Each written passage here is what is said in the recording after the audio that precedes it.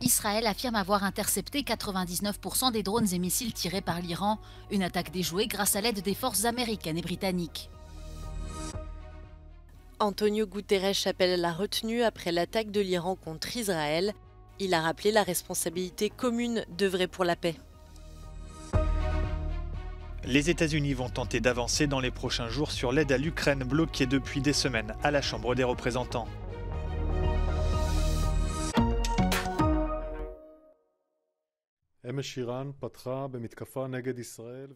Israël affirme avoir intercepté 99% des drones et missiles tirés par l'Iran et salue le succès de sa défense face à cette attaque sans précédent.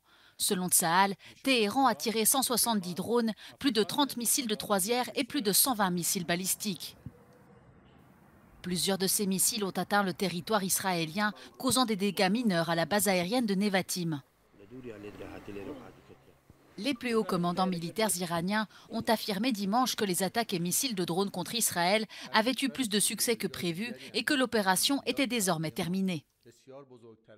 Le chef de la diplomatie iranienne a ajouté que ses voisins avaient été informés de ces frappes de représailles 72 heures à l'avance.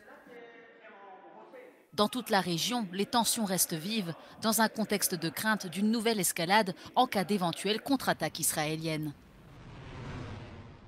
Le G7 et l'Union européenne ont condamné cette offensive et demandent à l'Iran de cesser ses frappes sous peine de sanctions supplémentaires. Le secrétaire général de l'ONU, Antonio Guterres, a appelé à la plus grande retenue et à la désescalade après l'attaque de plus de 300 drones et missiles de l'Iran sur Israël dans la nuit de samedi à dimanche. Il a rappelé que la charte onusienne interdisait le recours à la force contre l'intégrité territoriale d'un État. It's time to step back from the brink. It's vital to avoid any action that could lead to major military confrontations on multiple fronts in the Middle East. Civilians are already bearing the brunt and paying the highest price. And we have a shared responsibility to actively engage all parties concerned to prevent further escalation.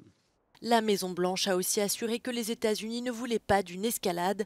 Dans une interview accordée à Sky News ce dimanche, le président israélien a quant à lui déclaré qu'Israël a envisagé toutes les options après l'attaque. This is like a real war. I mean, this is a declaration of war, not because we are restrained and because we know the repercussions and because we have deliberations with our partners, we are considering all options, and I'm quite confident that we will take the necessary steps that are necessary to protect and defend our people. We are not war seekers. L'attaque iranienne se veut une riposte à la frappe imputée à Israël contre le consulat de Téhéran à Damas au début du mois d'avril.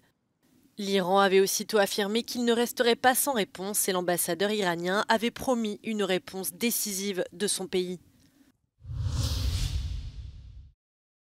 Les dirigeants du G7 réunis par le président américain ont condamné à l'unanimité l'attaque sans précédent de l'Iran contre Israël.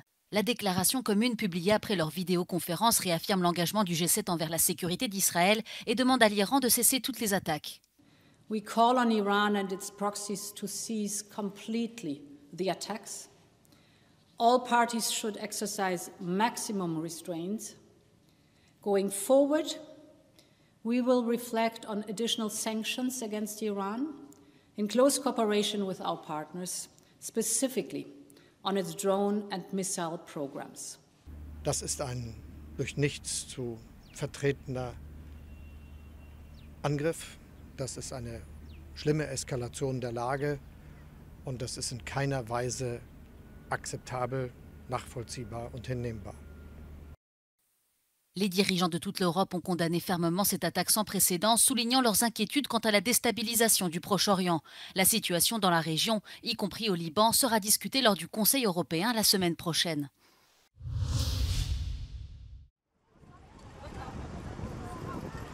Le Hamas a rejeté la proposition de cessez-le-feu israélienne, affirmant samedi avoir remis sa réponse aux médiateurs en Égypte et au Qatar. Le mouvement islamiste exige notamment un cessez-le-feu permanent. Les négociations sont donc dans une impasse. Dimanche, des centaines de Palestiniens déplacés ont tenté de rentrer chez eux dans le nord via la route côtière Al-Rachid. L'armée israélienne a quant à elle publié une vidéo montrant des frappes contre des sites de fabrication d'armes et des complexes militaires du Hezbollah au Liban. Ces attaques sont survenues quelques heures après que le Hezbollah a déclaré avoir tiré des dizaines de roquettes sur des postes militaires israéliens sur le plateau du Golan occupé par Israël en Syrie.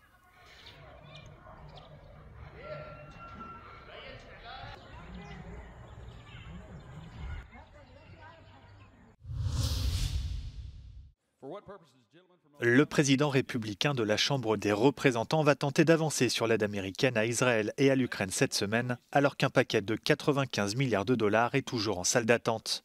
Le président ukrainien Volodymyr Zelensky a, lui, une fois de plus, pressé ses alliés sur la question de la défense anti-aérienne. Сучасна авіація доводить свою ефективність, сучасні системи ППО здатні давати захист життю. Зараз на Близькому Сході це було продемонстровано. Увесь світ бачить, що таке справжній захист. Бачить, що це можливо. І весь світ побачив, що Ізраїль в цьому захисті був не наодинці. І коли Україна каже, що союзникам не можна заплющувати очі на російські ракети і дрони, це означає, що треба діяти. І діяти сильно. Le ministère ukrainien de la Défense a reconnu dimanche une situation tendue sur le front Est où l'armée russe est en supériorité numérique.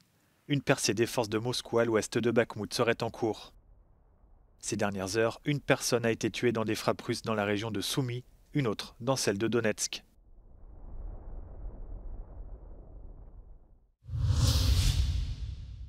Héros décoré de la guerre russe en Ukraine, Evgeny a déserté l'armée comme des milliers d'autres soldats. Mais sa nouvelle vie n'est pas celle qu'il espérait. Il attend d'être accueilli par l'Occident et vit dans la clandestinité. Associated Press s'est entretenu avec des déserteurs qui risquent 10 ans de prison. Женщина, когда рождает, испытывает очень сильную боль и дает новую жизнь. Я подарил себе жизнь, испытав очень сильную боль. Вот этого нету механизма, чтобы россияне, которые не хотят воевать, дезертиры, чтобы они могли уехать в какое-то безопасное место. Ведь куда дешевле, даже правозащитники здесь говорят, куда экономически, просто экономически дешевле принять в свою страну человека, молодого мужчину, здорового, который может работать, чем поставлять Украине вооружение, чтобы они друг друга убивали. Les demandes d'asile émanant de citoyens russes ont augmenté depuis l'invasion massive, mais peu d'entre eux obtiennent une protection.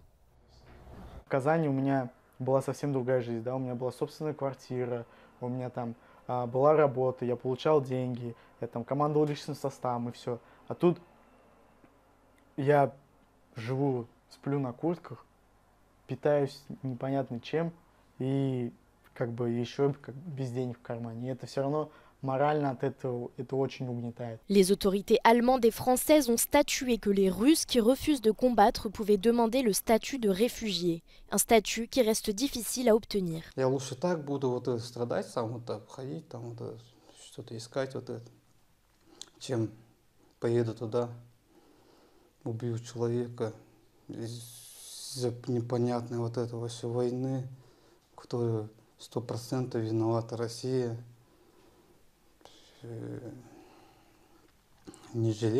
En France, les demandes d'asile ont augmenté de plus de 50% entre 2022 et 2023 pour atteindre près de 3000 personnes. Aucune de ces données ne précise combien d'entre eux étaient des soldats. Le chancelier allemand Olaf Scholz est arrivé ce dimanche en Chine pour relancer les relations économiques de plus en plus tendues entre Pékin et Berlin en raison de positions différentes sur l'invasion de l'Ukraine par la Russie. La première destination d'Olaf Scholz était le centre industriel de Chongqing, où lui et la délégation allemande devaient visiter une entreprise partiellement financée par l'Allemagne près d'une base de production pour l'industrie automobile chinoise. Le chancelier allemand devrait également visiter le centre financier de Shanghai avant de se rendre à Pékin pour rencontrer le dirigeant chinois Xi Jinping et le Premier ministre Li Qiang.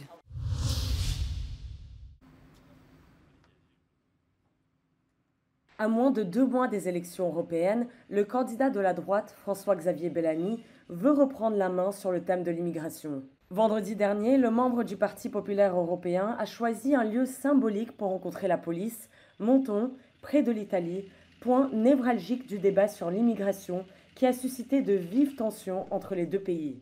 Objectif, réaffirmer l'opposition de son parti au pacte migratoire récemment approuvé par Bruxelles et jugé trop laxiste par les Républicains. Nous nous sommes opposés à l'essentiel de ce pacte asile et migration parce que nous sommes ici à une frontière où l'on constate concrètement le désarmement de nos États face à la crise migratoire et nous pensons qu'il faut sortir de cette impuissance et malheureusement le pacte asile et migration ne permet pas d'apporter la solution nécessaire pour réussir à mieux protéger nos frontières.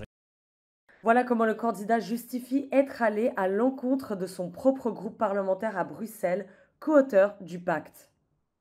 Ce nouveau texte vise à accélérer la procédure d'asile et à simplifier le retour des migrants en situation irrégulière dans leur pays d'origine. Le pacte prévoit un système de solidarité entre pays pour l'accueil des demandeurs d'asile, soit en accueillant davantage de migrants, soit en apportant un soutien financier. Dans la vallée de la Roya, à 1 heure de Menton, l'ONG Roya Citoyenne, connue pour héberger les migrants qui traversent la frontière, a critiqué à la fois le nouveau pacte et le positionnement de la droite sur l'immigration. Ça va simplement rendre leur passage, leur vie et leur parcours beaucoup plus durs, beaucoup plus dangereux. N'importe comment, on n'arrête pas un flux de personnes qui sont désespérées, qui ont quitté leur pays de cette façon-là. Et d'une façon ou d'une autre, ils passeront ou ils mourront. Plus de 44 000 arrestations ont été recensées à la frontière franco-italienne en 2023, selon la préfecture des Alpes-Maritimes. Un sujet sensible qui occupera le devant de la scène de ces élections européennes, puisque les États membres doivent maintenant approuver la version finale du pacte migratoire qui pourrait avoir lieu à la fin du mois d'avril.